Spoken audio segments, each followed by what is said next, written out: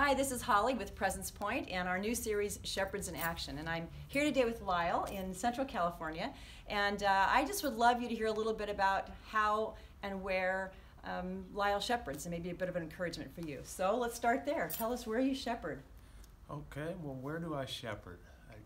I'd have to say that I shepherd everywhere in every waking moment.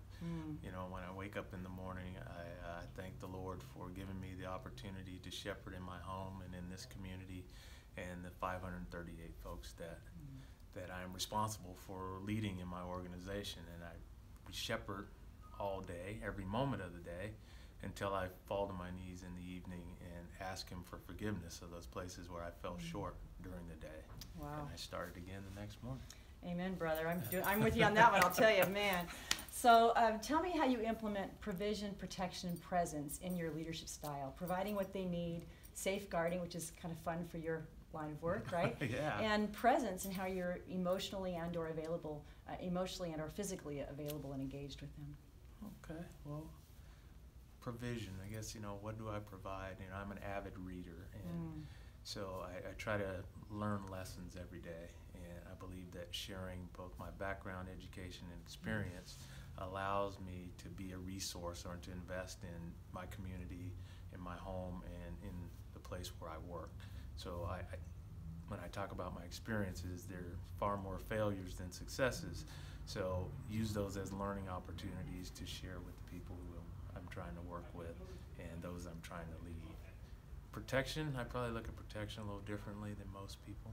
You know, I try to walk hand in hand, walk along with people, allowing them to stumble but not to fall, and using those life lessons to make people a little bit bigger and better than they were yesterday.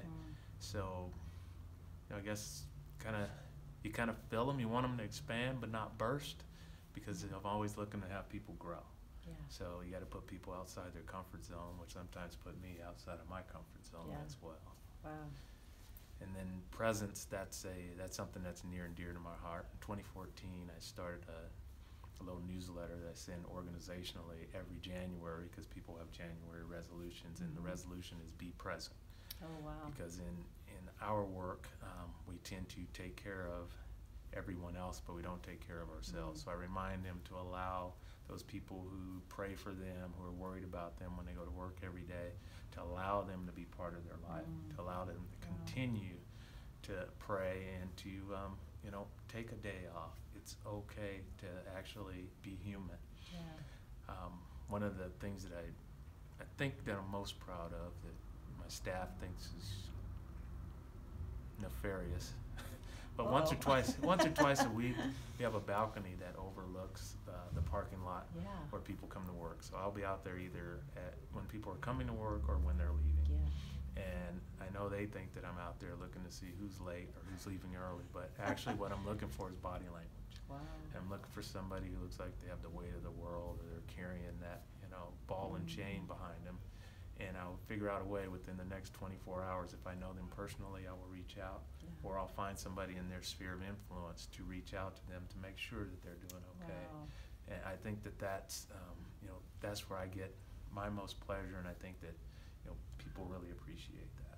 That's huge. I mean, I'm picturing that as you're telling me, and I'm thinking, what a beautiful picture of a shepherd who's watching the flock come in or go out, right? Yeah. And take time to say, how are you, without even having to say it, right? And then find them without them even knowing, maybe. So I love that. So last question for you. What word of encouragement would you have for other shepherds out there? Some maybe in your line of work, law enforcement related, some as a parent. Just what would you say to them? A word of encouragement. Now that's a good one.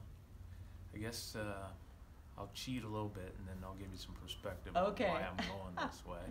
But you know, my mom always said, and I believe it, is there is only one perfect sentence, and that perfect sentence is Jesus wept. Wow. But why did Jesus weep? And well, he wept because of the word I'm looking for is compassion. I mean, so he allowed, you know, the sisters to grieve.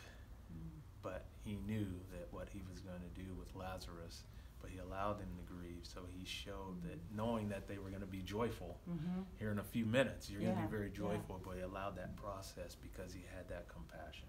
And I think any leadership, anybody in a leadership position, if you have compassion, the rest will fall into place. Wow, that's awesome. That's a good word. Thank you, sir. It. I love it. Thank you so much. We hope this encourages you to live into your calling wherever you are in the world today. Thanks so much for joining us.